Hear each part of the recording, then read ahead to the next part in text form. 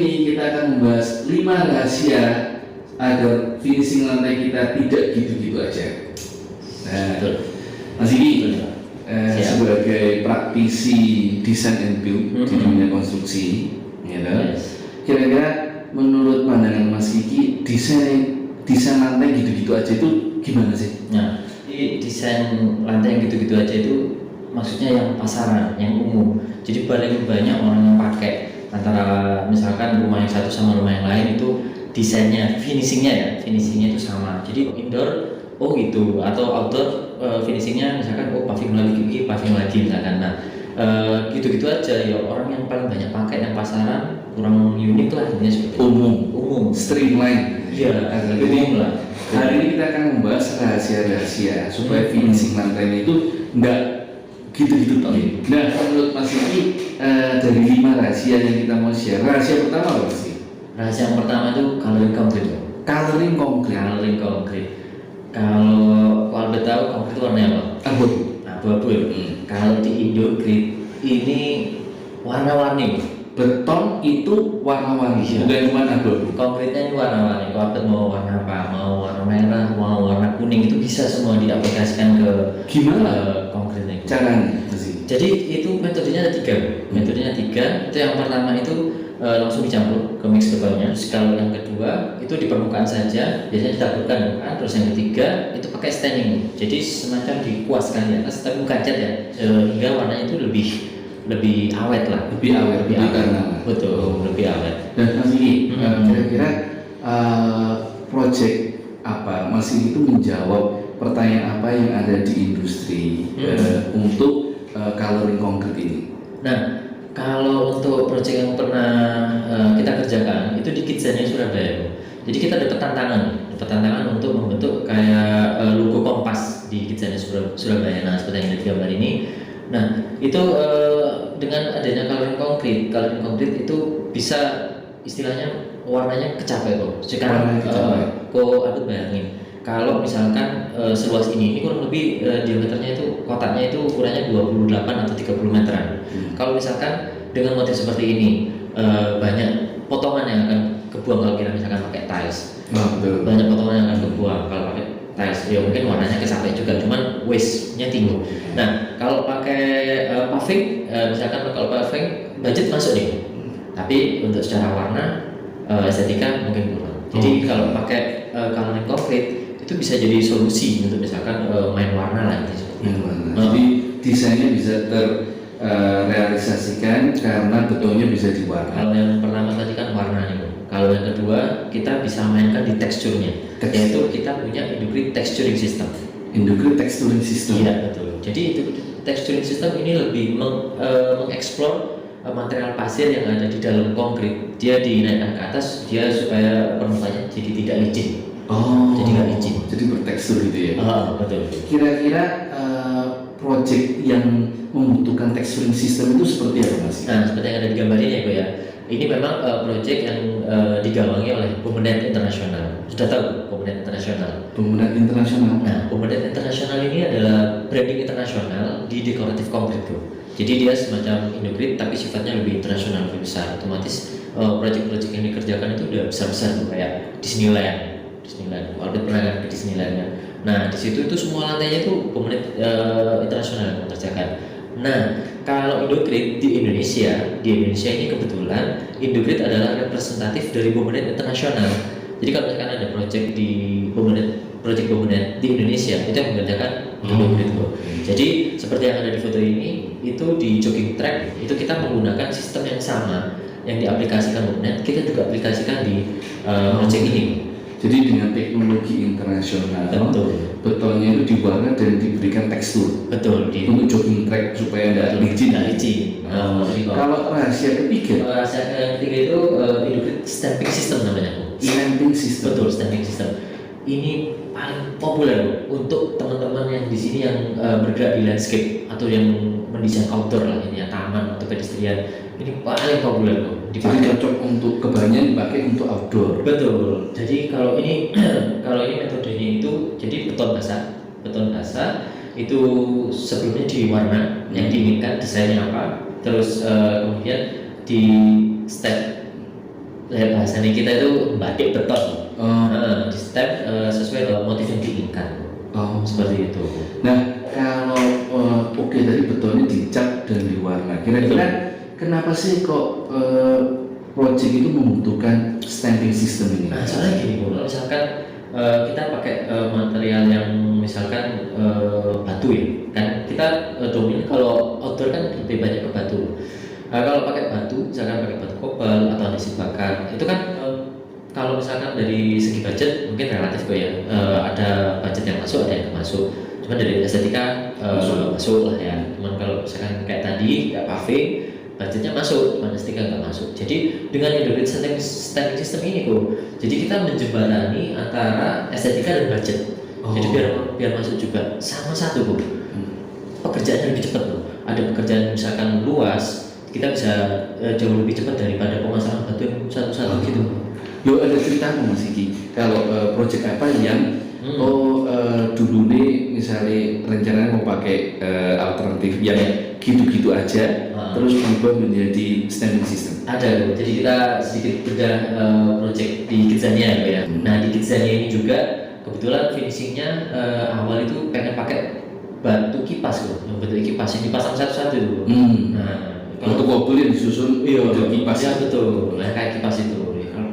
Kalau pas pemasangannya pas ya bagus Bu. Kalau agak mencet sedikit kan merusak tatanannya semua. Nah kita masuk kasih solusi, kita pakai stamping system namanya rubber band. Nah seperti yang ada di gambar ini. Jadi bentuknya tetap seperti kipas Bu, tapi itu konkret yang kita explore, yang kita cat, warnanya juga sesuai keinginan dari stakeholder atau penarsiteknya. Akhirnya bentuknya juga seperti batu kipas gitu. Wah ini bagus juga, ini menarik. Iya, bahasanya kalau itu Ciampi Soro. Ciampi Soro ya. Iya betul. Mas Iki, kalau ngomong Ciampi Soro tadi kan dipakai untuk di dalam ruangan. Betul. Ya, tadi kan Mas Iki bilang ini populer di luar ruangan. Iya betul. Lah kuat gak sih kalau stamping system ini? Kalau kuat, aku bicara project gua aja nih ya. Jadi aku dapat project itu di GBK. Itu awalnya itu pakai batu kobalt 10-10. Batu kobalt 10-10. Waktu itu juga yang pertama dikejar deadline itu luasnya lumayan tuh. Dikejar deadline, terus habis itu ada opini lain. Ternyata kalau pakai kobalt itu gampang dicongkel kalau pas tawuran. Jadi kan rawan buat alat untuk melempar. Nah akhirnya kita datang bawa solusi, tetap bentuknya seperti kobalt, tapi ya wis nggak bisa dicongkel. Kalau badannya besar kayak gini wis nggak mungkin bisa nyongkel. Artinya kekuatannya itu bisa, dan itu juga ada area drop off dilewati sama kendaraan. Nah dia lebih stabil. Dia nggak gampang, istilahnya kayak bahasa Jawanya itu nggak gampang klotok-klotok tuh. Nggak ada rompal juga ya? Iya, lebih kuat lah. Mantap. Berarti rahasia pertama coloring konkret, rahasia kedua texturing konkret, betul. Rahasia ketiga stamping system. Rahasia keempat apa Mas? Nah, rahasia keempat kalau tadi kan populer buat teman-teman yang outdoor atau eksterior nih. Nah, kalau sekarang kebalikannya. Ini pasti aku yakin Bu, ini disukai sama teman-teman yang lagi mendesain interior untuk dalam, untuk interior finishingnya. Kita kasih bocoran. Yang keempat ini super grade sama super grade teraso. Super grade dan super grade teraso. Iya, tapi bukan ini ada tapinya. Oh tapi oke. Iya, ada tapinya. Tapi nggak bisa kita bahas di sini kok. Soalnya waktu ini masih mepet gitu. Oke. Iya. Berarti harus di podcast selanjutnya, di podcast kedua. Nah, tapi buat teman-teman yang di MAW ini jangan khawatir, teman-teman yang di MAW ini tetap masih bisa mengikuti rahasia yang keempat dan kelima dengan cara WA ke nomor yang ada di bawah ini, MAW 2021, maka kami akan kirimkan gratis ya Bu, gratis tanpa bayar metode atau rahasia dari yang pertama sampai yang kelima secara detail. Oke teman-teman, itu gratis. Kita akan kirimkan 5 rahasia, juga detail-detail informasinya, supaya lantai finishing teman-teman tidak gitu-gitu aja. Oke, sekian. Ketemu lagi di podcast selanjutnya. Salam sehat.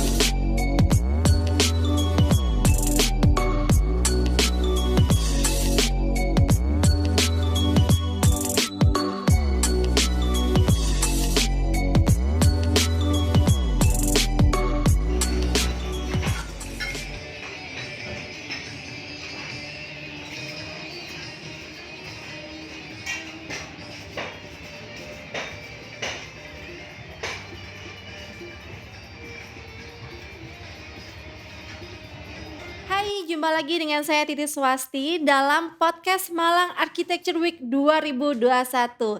Kali ini kita akan mengulik bagaimana seorang arsitek menemukan ruang, bagaimana seorang arsitek ini dapat menciptakan desain dan karyanya.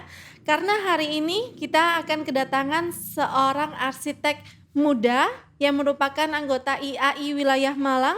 Beliau juga sudah banyak menghasilkan karya hunian dan juga komersial.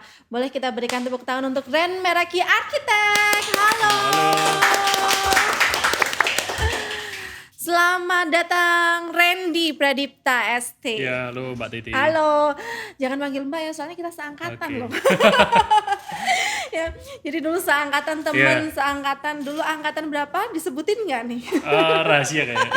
Jadi ketahuan juga dong aku ya. 2000-an lah. Ya, 2000-an ya. Jadi Randy ini adalah salah satu teman lama saya dulu waktu kuliah nih. Dan sekarang melejit. Kita harus kulik gimana sih caranya seorang Randy yang masih di usia segini ya. Okay. Sekitar 30-an loh ya. Ya, kan? lebih dikit lah. Lebih dikit ya. Bisa menjadi salah satu arsitek andalan di Kota Malang. Randy. Ya. Ini kita temenan kuliah tapi aku belum pernah nanya sama kamu. Emang kuliah itu waktu kamu memutuskan untuk kuliah di bidang arsitektur itu memang jurusan pilihan kamu ingin jadi arsitek atau gimana nih? Ya, jadi ceritanya itu ayah saya itu suka ngelukis. Gitu. Oh, suka ngelukis. Ya. Tapi bukan yang seniman yang memang memang terjun gitu. Tapi di waktu luang kerja itu dia waktu malam ngelukis hobi untuk dijual gitu ya. Gitu, jadi bukan hobi lah. Bukan pekerjaan seniman tapi hobinya melukis. Terus kamu juga hobi ngelukis juga? Sebenarnya karena lihat bapak dari kecil, terus kemudian sering diikutkan kayak lomba mewarnai kayak gitu ya. Berbakat ya. Enggak juga sih. Lomba mewarnai. Tapi semakin besar, semakin itu tak lihat ada ada sesuatu yang menarik gitu loh. Walaupun memang belum sepenuhnya bisa menggambar dengan baik kayak gitu-gitu. Cuman lewat otodidak dan sebagainya, terus diajari bapak juga gitu kan. Akhirnya setelah SMA nggak tahu mau kemana jurusannya gitu kan. Akhirnya sama bapak sama bimbingan konseling juga itu kan, kamu kan minat di gambar gitu. Kasih beberapa pilihan akhirnya. Nah, akhirnya pilihan yang paling srek ya di arsitektur itu. Di arsitek. Jangan-jangan bapaknya yang kepingin kuliah di arsitek kayaknya ya. Kesampaian di anaknya. Akhirnya kesampaian di anaknya. Kayak gitu sih. Terus waktu menjalani kuliah nih emang enjoy ya jadi pingin jadi arsitek gitu? Enjoy sih, cuman nilainya nggak terlalu bagus sebenarnya. Gitu ya. Gitu sih. Desain arsitektur yang studio itu kebanyakan nilai saya C+ kayak gitu sih. Waduh, tapi kenapa bisa sekarang sampai kayak gini? Nah itu. Nah, terus setelah lulus kuliah nih, gimana sih perjalanan seorang Randy ini akhirnya bisa sampai sejauh ini? Sudah ngerjain rumah, perumahan, resort, ada dormitory juga, banyak sekali penghargaan yang dicapai juga. Itu setelah lulus kuliah ngapain nih? Setelah lulus kuliah itu malah sebenarnya nggak langsung ke bidang pure arsitektur, tapi setelah lulus itu dengan IP yang pas-pasan sebenarnya. Aduh. Gitu kan. Nah itu nanti mungkin ada nilai plusnya. Ternyata IP itu nggak terlalu. Nggak berpengaruh banget gitu. Jangan berpatokan sama misalnya IP-nya berapa gitu. Jadi harus jadi apa gitu ya. Dulu waktu lulus malah terjunnya langsung ke studio interior gitu. Oh, studio interior ya. Kayak gitu. Malah sempat sekitar 2 tahun di interior. Setelah itu baru kok kayaknya panggilan saya kok nggak ke interior malah gitu. Maksudnya pengen lagi menekuni arsitektur karena kayaknya beda ya dengan arsitektur, malah kepingin yang lebih ke bangunannya bukan lebih ke dalamnya gitu. Akhirnya tahun sekitar 2013 itu saya balik ke konsultan arsitektur. Balik ke arsitektur. Belajar lagi ya. akhirnya dari nol kayak gitu. Oke. Sempat kerja di perumahan juga ya? Iya betul. Jadi 2014 itu ada kesempatan saya masuk di sebuah developer yang besar di Malang. Itu akhirnya saya belajar banyak di situ. Selama berapa tahun tuh Randy? Hampir 5 tahun di situ. Hampir 5 tahun ya, lama juga ya. Iya. Dari situ memang belajar untuk ke arah perumahan gitu ya. Di situ saya sebelumnya kan di konsultan nih. Konsultan itu lebih ke bagaimana desain, tapi itu head to head dengan klien gitu kan, langsung dengan klien. Itu jadi range RHB ini juga lebih luas gitu kan. Jadi ada yang lebih murah katakanlah sampai yang budgetnya ini ya lumayan lah MM-an gitu kan. Nah tapi ketika kita terjun di developer, patokan pertama udah harga. Harga gitu. yang Ya, pertama. karena harga jual kan gitu. Jadi kita lihat end usernya ini udah beda dengan konsultan kayak gitu sih. Jadi lebih banyak akhirnya belajar tentang bagaimana desain yang bisa diterima oleh pasar kayak gitu sih. Oh gitu ya, oke juga. Nah Randy ini kan udah kerja nih di perumahan yang di Malang itu oke lah developer ini gitu ya. Nah gimana sih terus Randy memutuskan oke ini aku harus bikin konsultan sendiri nih gitu. Kalau nggak salah konsultannya masih baru juga ya Ya Randy ya? masih baru. Berapa tahun mulainya? Jadi sekitar 2,5 tahun yang lalu. 2,5 tahun ya, yang lalu ya? 2018 di akhir Akhir Desember, 2018 ya. Itu sebenarnya karena terpaksa juga. Terpaksa. Terpaksa juga. Karena Gimana sebenarnya di arahnya juga seperti sudah kayak zona nyaman lah di situ kan. Terus juga prospeknya jenjang karirnya bagus gitu kan. Jadi sudah ada istilahnya ada selentingan saya dikasih jenjang apa namanya berapa tahun lagi naik gitu kan. Nah, tapi ternyata 2018 mungkin sudah nggak jodoh gitu kan. Jadi putus. Akhirnya saya memutuskan resign di situ. Kenapa nih kok resign? Apa ada gejolak tersendiri atau memang benar-benar pingin jalan sendiri aja gitu? Sebenarnya karena ada itu sih keluarga, alasan keluarga. Makanya namanya Ren Meraki kenapa? Karena di situ ada nama saya dan nama anak saya gitu. Jadi saya keluar karena ingin jaga anak saya guys. Sepertinya itu. Aduh, jadi luar biasa studio loh. saya awalnya di rumah sebenarnya. Ayah yang baik ini ya. Kayak gitu sih. Sambil awalnya. jaga anak gitu kayak ya. Gitu sih. Jadi awal studio di rumah ya. Ya, di ruang tamu saya. Di ruang tamu ya. Ya. Aduh jadi jangan kecil harapan kalau misalnya kita belum punya kantor atau mikir aduh kantorku harus di jalan yang gede nih pinggir jalan, nggak harus kayak Nggak gitu. harus kayak gitu. Projectnya aja yang luar kota gitu. Betul, karena hari gini ya kita juga harus memanfaatkan sosial media online gitu ya. Betul. Nah, Randy, ini kan di awal perjalanan karir, di awal-awal buka konsultan, ini gimana sih cara memulai mungkin untuk rekan-rekan yang nonton ini mungkin ada anak mahasiswa atau yang barusan lulus, ingin buka kantor sendiri nih. Aduh, tapi takut mau apa yang harus dilakukan gitu. Iya. Jadi di 2018, jadi sebenarnya saya karena resignnya juga dadakan gitu kan, sekitar Oktober atau November itu, jadi saya nggak punya persiapan apa nih sebenarnya gitu kan. Jadi juga dana juga terbatas gitu kan, terus juga tim juga belum disiapkan gitu kan. Jadi saya butuh waktu sekitar 2 bulan atau 3 bulan itu untuk menyiapkan. Jadi langkah apa sih yang akan saya ambil selanjutnya gitu kan. Apa memang saya harus bikin biro atau malah saya jadi kontraktor gitu kan. Jadi masih gamang di situ kan. Terus akhirnya ternyata setelah saya saya coba gali-gali, terus akhirnya saya mantep di bikin konsultan, biro arsitektur seperti itu. Jadi setelah saya keluar itu sekitar 1 bulan, itu saya bikin nih list-list apa yang ingin saya capai gitu. Jadi di situ kebetulan ada 2 project sampingan istilahnya. 2 project sampingan ini yang jadi cikal bakal yang akhirnya saya pegang awal itu gitu kan. Akhirnya saya ngerekrut junior arsitek kayak gitu. Jadi awal memang harus tahu sih project apa yang dihandle gitu kan, pasarnya ke mana, terus kemudian timnya siapa, itu harus disiapkan sih. Oke. Jadi waktu buka kantor udah ada proyeknya gitu ya. Bersyukur juga sih. Jangan sampai kita buka kantor terus kosong Iya gitu. betul. Udah ada pegawai, waktu itu udah ada pegawai belum? Waktu keluar belum, terus kemudian sekitar 2 bulan saya lakukan perekrutan seperti itu, perekrutan untuk berapa junior orang arsitek. waktu itu 1 orang sih. 1 orang Satu aja orang, ya. iya. Kalau sekarang? Kalau sekarang total sama saya 6 orang. Lumayan cepet ya. Nah ini nih Randy ada yang menarik nih. Kalau Randy kan baru buka konsultan sendiri di tahun akhir 2018 ya. Kemudian 2019, nah 2020 pandemi nih. Iya. Ini ada apa ya tips tersendiri nggak berjuang di masa pandemi untuk arsitek-arsitek nih? Nah semuanya sudah kayak rezeki sih sebenarnya kayak gitu kan. Jadi ternyata ada 2 yang harus diperhitungkan gitu kan. Jadi project jangka pendek sama project jangka panjang gitu sih. Kalau teman-teman ingin ingin lebih survive gitu kan. Jadi ada dua jenis project yang bisa dihandle gitu kan. Jenis project pendek ini untuk istilahnya nutup untuk bulanannya teman-teman, istilahnya tim gitu kan. Nah, yang satunya ini kontrak jangka panjang. Jadi ketika saya dapat developer itu pas sebelum pandemi itu menyelamatkan biro saya gitu. Jadi project yang gede, betul, tapi dia jalannya penyelesaiannya runningnya juga panjang. panjang gitu. Akhirnya kita terminnya per bulan. Jadi itu yang menyelamatkan saya sebelum pandemi gitu sih. Gitu ya. Waktu pandemi? Waktu pandemi untungnya sudah megang kontrak udah ini megang gitu kontrak kan. yang itu Akhirnya tadi, tinggal tetap dijalankan jalan. ini sambil nyari.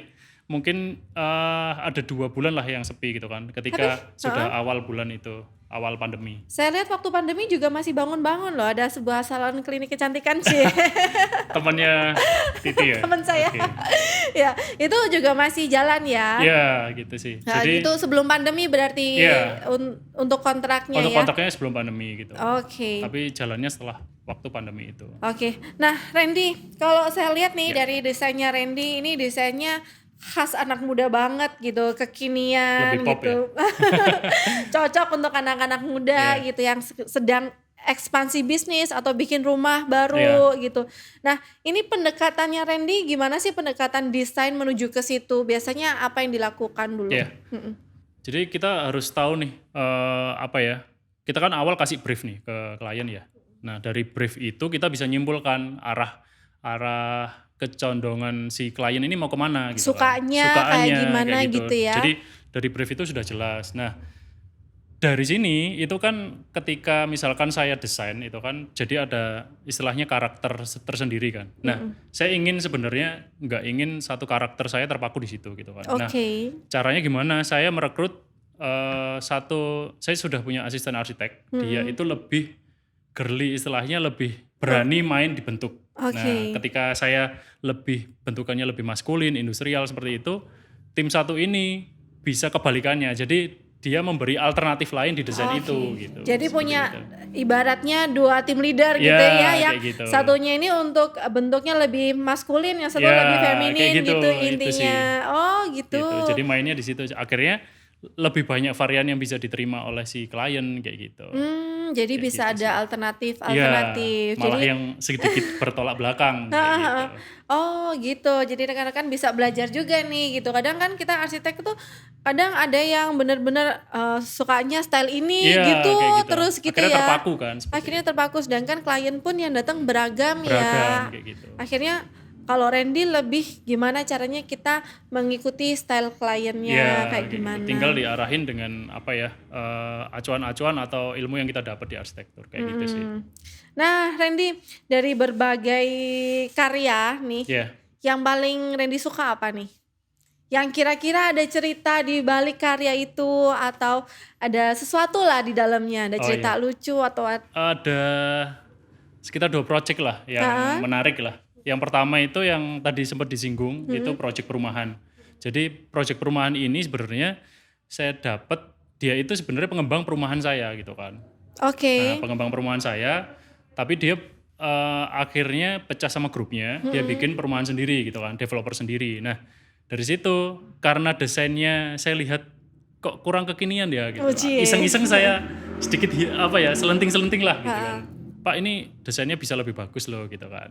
Gimana kalau saya tawari saya redesain kayak gitu. Akhirnya saya malah nggak dikasih redesain, tapi saya dikasih project baru yang benar-benar lahan baru di luar pulau itu tadi. Gitu. Di luar pulau ya? Iya, Di mana, kayak boleh disebutin di mana? Di Bintan. Oh, di Bintan. Iya, Duh, kayak gitu sih. jauh banget ya.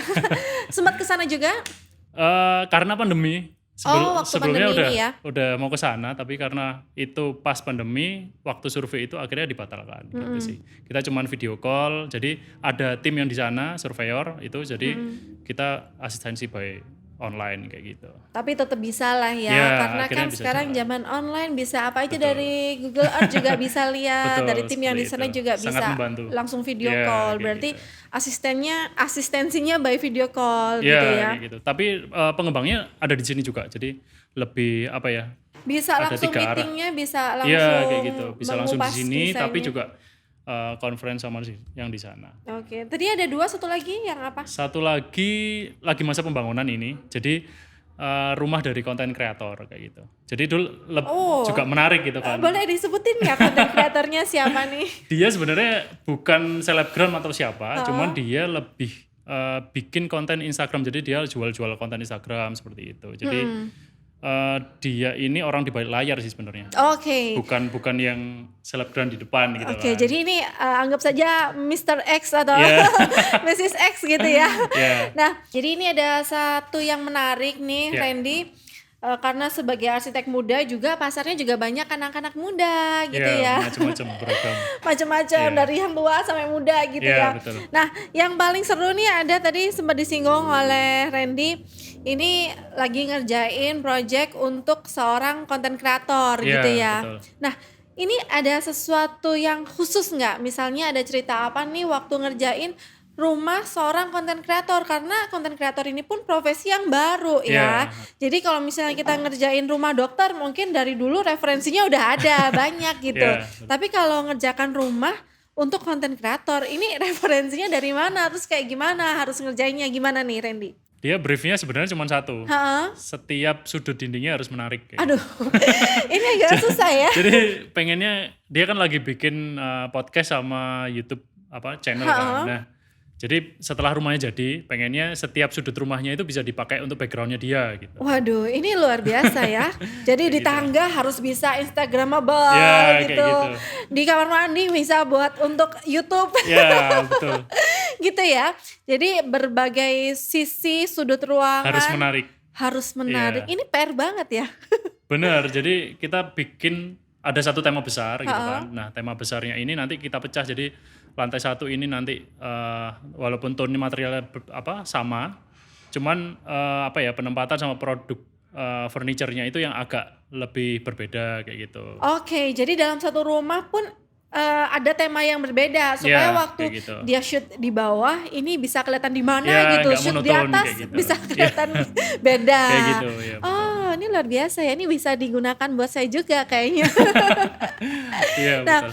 ini yang menarik juga untuk anak-anak muda biasanya punya rumah baru itu lahannya juga nggak besar ya, lahannya terbatas. Nah, saya lihat nih desainnya juga di lahan yang terbatas nih, Randy. Gimana nih cara untuk mensiasati di lahan terbatas? Kemudian ada banyak ruangan, setiap ruangan harus Instagramable, harus bisa dibuat konten. Iya, benar. Itu gimana nih cara mensiasatinya? Jadi sebenarnya ini ukuran lahannya nggak terlalu besar, jadi cuma 5 kali 15. Lumayan Jadi enggak lebar. besar ya? Iya, betul. Nah, dengan kebutuhan juga sebenarnya agak banyak gitu kan, karena dia juga punya 3 orang anak gitu. Anaknya 3. Anaknya 3 gitu kan. Nah, sedangkan kebutuhan untuk konten kreatornya, terus kemudian untuk istrinya juga kan pasti harus ada dapur yang nyaman kayak gitu-gitu. Itu semua diwadahin. Akhirnya kita memutuskan dengan pembagian ruang kayak gitu, akhirnya bisa dimaksimalkan di 3 lantai kayak gitu. 3 lantai 3 ya? lantai akhirnya. Untuk ruang di lantai 1 apa aja nih? Lantai 1 ada living room, sama pantry sama dining room. Kayak gitu. Oke, Jadi jadi- kita buat ruangan yang los gitu. Oh, jadi 3 ruangan ini adalah ruang yang los gitu Iya, ya. kayak gitu. Kemudian di lantai 2 Lantai 2 ada kamar mandi nggak di lantai 1? ada kamar ya. mandi sama musola kecil. kayak Kamar gitu. mandi sama musola. Iya. Jadi kalau ada tamu juga langsung bisa sholat Iya, di bawah. kayak gitu. Terus lantai 2? Jadi yang lantai 2 sudah private. Jadi ada kamar itu jumlahnya 3 kamar itu letaknya di lantai 2 kayak gitu. Oke, terus lantai 3? Lantai 3 itu studionya dia. Jadi studio untuk podcast sama YouTube utamanya di lantai 3. Sama dia ada rooftop garden kayak gitu. Wih, keren banget ada rooftop garden, ini bener-bener kekinian ya. Iya, Kayak di betul. drama Korea ada rooftop garden. Karena nyiapin untuk itu karena waktu itu kan lagi COVID lagi naik nih. Nah, dia nyiapin area yang bisa berjemur dengan bebas, tapi juga nggak koneksi dengan orang tetangga dan sebagainya, itu lumayan Di rooftop berkurang itu. kayak gitu ya, betul. Oke, Nyiapin satu untuk lagi nih Randy, ini kan di lahan yang terbatas ya, cuci-cuci di mana area servis? Di lantai 3. Di lantai 3 ya, jadi itu yang juga langsung kena cahaya matahari. di rooftop tadi, Iya. jadi sambil cuci juga bisa jadi konten, Ya, gitu betul. ya. Harus estetis tetap. Meskipun lagi cuci-cuci atau Iya. lagi apa juga tetap harus bisa estetik gitu ya. Betul, itu sampai ruang cuci jemurnya juga dia desain juga. Oh, didesain juga, benar. Betul. Waduh, gitu. luar biasa. Kayaknya saya harus nyontek nih. Ini ruang jemur saya harus di upgrade. Disiapin dengan bagus sih. Disiapin gitu. ya. Iya. Nah, ada cerita lagi nggak Randy ini? Oh, mungkin mendesain untuk anak muda nih apa sih yang berbeda? Kayak tadi kan konten Iya. kreator jadi setiap sudut harus didesain. Nah, Iya. ada lagi nggak cerita yang khusus untuk anak muda, misalnya lagi ngerjain atau klinik itu, klinik kecantikan Oke, itu iya. atau apa gitu, yang mungkin arsitek-arsitek yang dulu belum ada referensinya. Kalau ini Iya. kan kita harus pelajari Iya. gimana dia sehari-harinya gitu. Iya, Gimana? Kalau klinik itu, jadi klinik kecantikan itu juga menarik sih. Jadi dia datang dengan lahan sebenarnya yang cukup sempit sih sebenarnya. Hanya 3x4 itu kan. Tapi dia ingin memaksimalkan itu sebagai ruang prakteknya dia kayak gitu. Nah, dengan style yang agak unik gitu kan. Jadi yang kekinian lah, maksudnya banyak lengkung seperti itu. Jadi kayak lebih lebih pop lah seperti itu. Kalau nggak salah kan letaknya di perumahan Ya, ya, betul. jadi dia pingin sesuatu yang mungkin beda dari Ya, samping-sampingnya gitu di ya. tusuk sate sih kebetulan. Jadi dia Di tusuk pingin sate. eye catching gitu. Jadi dari jauh udah harus kelihatan. Udah kelihatan Gitu, gitu iya. ya. Dan Dengan akhirnya juga warna sudah soft pink juga. soft pink. Kayak gitu sih. Ini berarti tadi nggak ada kesulitan ya untuk mendesain karena kamu punya tim yang Iya, punya yang- dua sisi kebalikan desain Ya, ibaratnya kayak gitu ya. sih. Jadi ketika kita bikin dua alternatif, nah ketika ada alternatif yang dipilih misalkan dari salah satu partner saya, ya dia tinggal ngelanjutin sesuai yang dipilih itu tadi. Tapi ketika yang dipilih yang alternatif dari saya, ya ini yang dikembangkan oleh tim saya kayak gitu sih. Oke. Tetap. Nah, ini Randy kan banyak banget nih kliennya yang masih muda, kemudian sekarang juga lagi banyak proyeknya. Bisa kasih bocoran nggak? Ini promosinya dari mana nih promosinya? Ya, ketika awal itu saya sempat kebingungan sih sebenarnya mau target ke market yang mana gitu kan. Jadi ketika kita bersaing dengan para senior kita gitu kan, kalau kita nggak punya jurus yang agak berbeda, Jurus yang gitu jitu kan. ya. Iya, jurus yang jitu yang kita bisa istilahnya melipat tempat, melipat waktu itu ya di sosial media gitu kan. Oke. Akhirnya saya tentukan ternyata yang pasarnya agak luas dan bisa menjangkau pasar yang lebih luas gitu kan, yaitu di sosial media gitu kan. Jadi Akhirnya aktif. saya terjun ke situ gitu. Aktif post di sosial media Ya, gitu seperti ya. itu, ya. Tiap hari post di sosial media. Enggak sampai tiap hari Enggak sih. tiap hari. Cuman kita harus itu sih punya target bahwa misalkan seminggu berapa kali, nah mungkin bisa main di hashtag atau di mungkin lewat klien yang kita nge-hire kita itu biasanya juga punya akun sendiri. Nah, itu yang Oke. akhirnya menyebarkan itu. Kalau kebanyakan efek. nih kliennya Randy ini datangnya dari sosial sosial media kah, atau Iya. dari mouth to mouth kah, atau dari referensi siapakah? Kira-kira dari mana ini yang paling banyak? Kalau selama ini itu awal datang ya mungkin 50-50 sih gitu kan. Tapi agak sedikit lebih banyak dari sosial media kayak gitu. Lebih banyak dari sosial Iya, media kayak ya. gitu. Nah, itu awal datang dia nge-hire dari sosial media. Nah, setelah itu imbasnya mungkin ke temennya atau ke saudaranya. Nyambung Iya, akhirnya gitu itu ya. yang mau-nya berawal dari situ kayak Oke, gitu. nah Randy ini kan salah satu dari arsitek muda yang ya lumayan sekarang udah banyak banget proyeknya ya. Nah, Amin. saya juga lihat ini di list itu ada penghargaan dan juga ikut exhibition. Tuh boleh diceritain nggak gimana cara ikut exhibition dan juga penghargaan tuh ada internasional nih kayaknya ya. Sebenarnya karena juga setengahnya merasa minder sih dengan senior-senior yang proyeknya juga banyak gitu kan. Yang udah terbangun gitu kan, senior-senior ini udah banyak gitu kan. Nah, sebagai yang baru terjun ke situ, punya biro yang baru, kita harus paling enggak punya project sampingan. Istilahnya ketika kita sudah ada project yang 2 awal itu, nah ketika tim saya agak longgar, itu saya push untuk ikut misalkan kompetisi atau misalkan open call. Jadi menambah ilmu baru juga dan koneksi baru juga gitu. Oke, jadi harus ada prestasi Iya, juga kayak ya. gitu sih untuk ngimbangin dengan portfolio yang sedikit ini gitu. Jadi bisa orang lebih aware kayak gitu. Waduh, ada portofolionya ini menang lomba di internasional ini di Arab Saudi.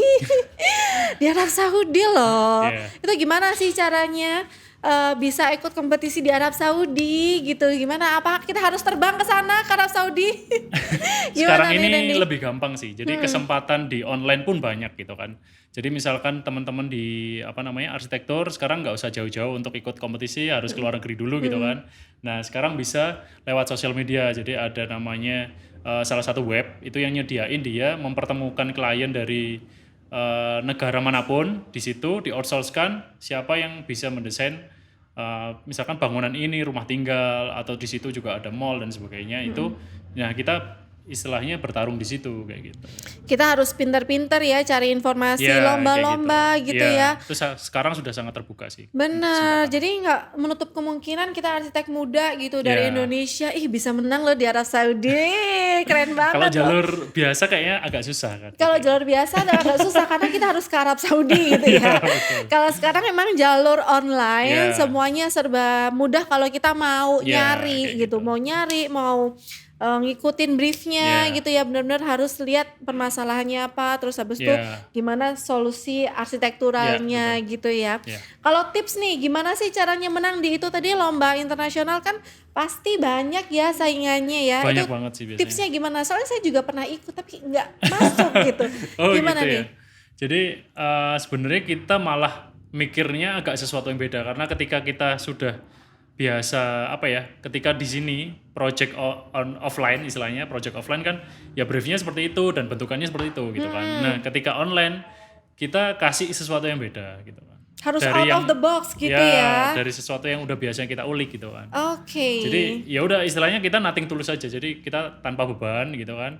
Cuman ya desain yang unik, yang sesuai, kan di situ ada briefnya nih. Nah sesuai brief itu, nah baru kita kembangkan sesuai ide kita kayak gitu sih.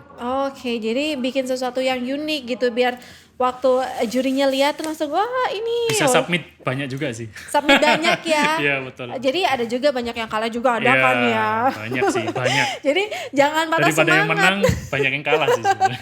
Iya benar. Soalnya gini, kadang kan orang cuman ngelihat hasilnya ini menang atau kalah gitu. Padahal kalau kita udah menang satu ternyata di belakang itu sebenarnya masih banyak kalahnya juga banyak gitu. Puluhan lah yang kalah.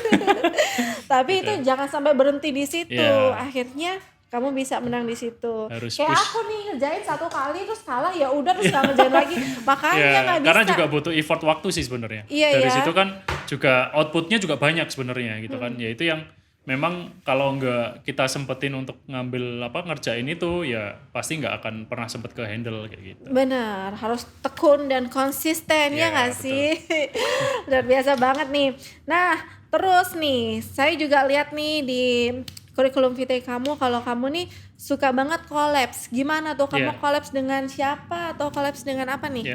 Awal itu saya setelah masuk IAI, saya ingat saya masuk salah satu lembaga juga yang memberi banyak ilmu juga, salah satunya Bekraf yang sekarang mungkin jadi satu sama Kemenparekraf ya. Nah itu Bekraf itu punya istilahnya punya jejaring juga gitu kan dengan sesama industri kreatif. Jadi nggak hanya arsitektur di situ, ada desain produk, desain interior, terus kemudian juga macam-macam lah di situ kan. Nah waktu itu di tahun pertama saya itu waktu ikut itu ada open call juga untuk ikut Kasa Indonesia di Jakarta. Nah di situ saya dapat jaringan yang luar biasa gitu kan. Jadi ada industri kreatif yang saya sebelumnya nggak tahu nih, saya tahunya hanya arsitektur. Nah di situ saya belajar banyak bahwa arsitektur nggak bisa berdiri sendiri gitu kan. Ketika dia sebagai biro yang muda, dia harus ketika kita misalkan bikin coffee shop gitu kan. Nah di situ harus ada kursi katakanlah gitu kan. Terus kemudian tata lighting seperti itu. Nah itu kalau kita ingin terjun benar-benar kita harus research yang agak lama gitu kan. Nah untuk menyingkat itu gimana? Ya kita kolaborasi. Gitu. Jadi kita kolaborasi dengan beberapa ini ada desain produk pernah, terus kemudian juga studio desain grafis juga pernah. Jadi dengan ketidaktahuan kita gitu kan, itu sebenarnya membuka hubungan untuk kolaborasi dengan para studio lain kayak gitu. Nah itu yang sekarang lagi gencar kita push karena dengan pandemi ini dengan kita hanya cari sendiri gitu kan kita akan kesusahan, sedangkan kita misalkan kolaborasi dengan studio lain atau misalkan biro lain yang nggak sebidang itu akan membuka jalur atau pintu lain kayak gitu sih. Oke, jadi kolaps dengan berbagai bidang Iya, itu kayak penting gitu. banget ya. Ternyata kita memang harus melek informasi Iya. gitu, terus banyak relasi Iya, berarti betul. ya. Itu Tadi sangat penting sih. contohnya tadi berkolaborasi dengan desain grafis Iya, gitu. studio Itu desain contohnya grafis. seperti apa dalam project nih? Jadi ketika ada ini project yang baru selesai kita kerjakan desainnya, itu jadi sebenarnya kita malah dapatnya dari studio desain grafis ini. Dapat Jadi inspirasinya gitu. dapat projectnya. Oh gitu. Jadi studio desain grafis ini cari biro yang kira-kira bisa inline, yang bisa mengikuti pola pasar anak muda gitu kan. Oke. Akhirnya dia menghubungi kita untuk ngajak kolaborasi desain suatu coffee shop gitu. Oh, kenalnya di organisasi tadi ya? Iya kayak gitu. Oh, luar Akhirnya biasa. lewat Instagram kita kontak-kontakan, akhirnya jadilah suatu project. Waduh, saya sampai terkesima loh karena gini ya, memang sekarang arsitek muda ini harus gencar ngapa-ngapain aja Iya. gitu. Jadi jangan Betul. sekedar kongkow, video call ini, tapi video call berfaedah, misalnya video call bareng sama Backcraft Iya, tadi.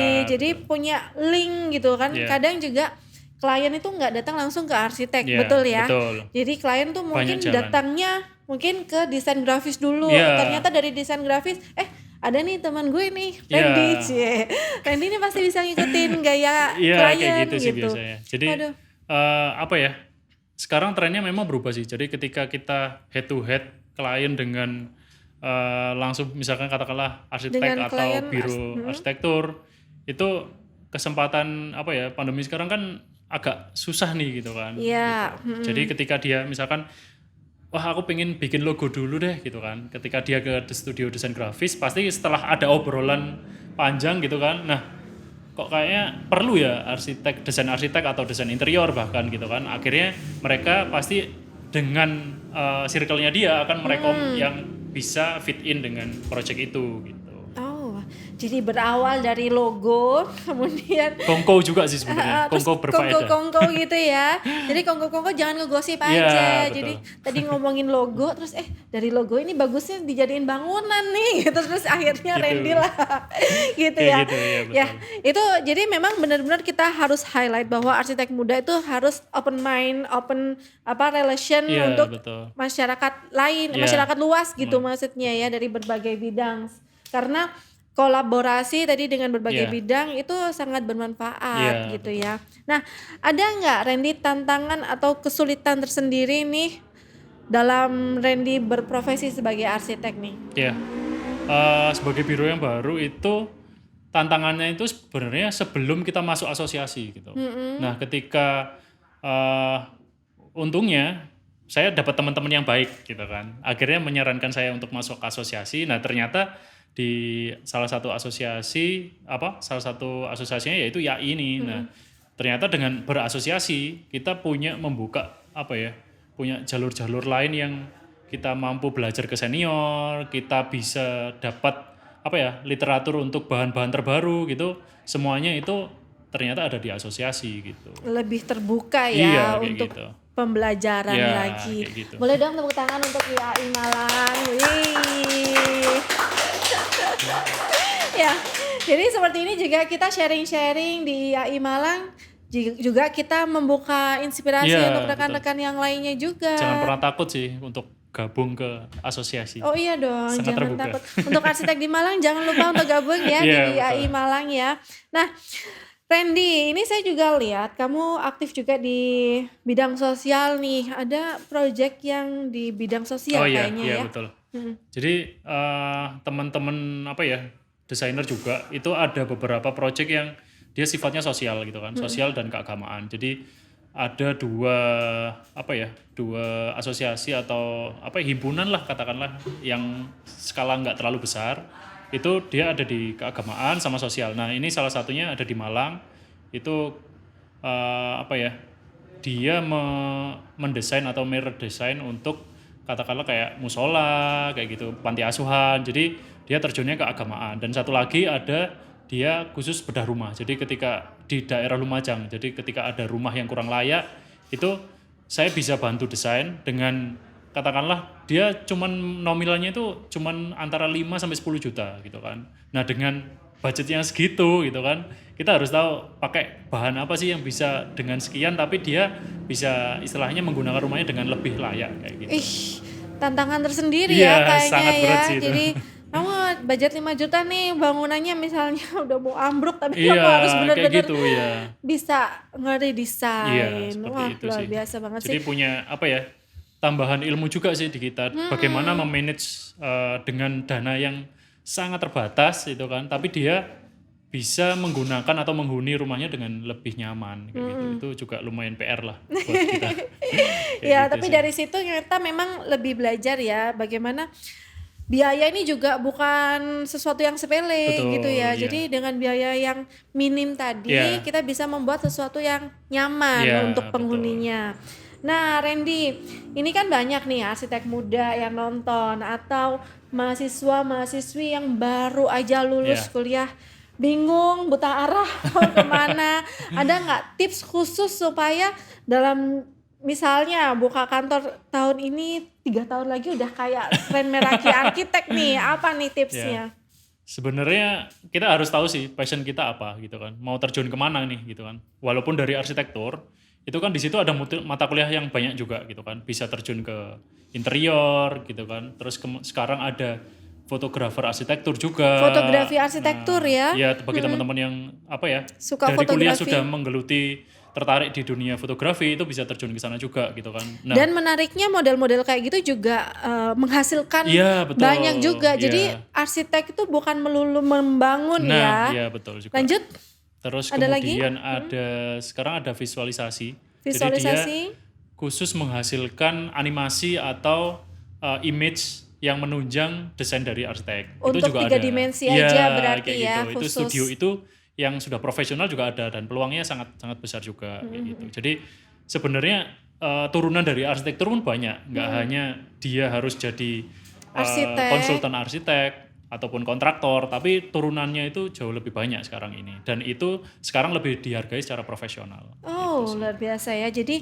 kita benar-benar harus tahu Iya. passion kita kemana. Iya. Dan sekarang Itu baru yang diterjuni secara maksimal. Iya, dan sekarang itu di era saat ini banyak banget profesi arsitektur yang bukan hanya seorang arsitek Iya, atau pegawai Iya, ya. betul. Kita bisa melakukan kegiatan bisnis apa aja tadi Betul. seperti fotografi arsitektur dengan profesional tentunya Iya. juga menghasilkan yang luar biasa Iya, juga. betul. Jadi seorang arsitek nggak usah malu sih kalau misalnya nggak ngedesain, ada Iya, juga yang betul. ngefoto, ada yang Iya. ngevideo Iya. gitu.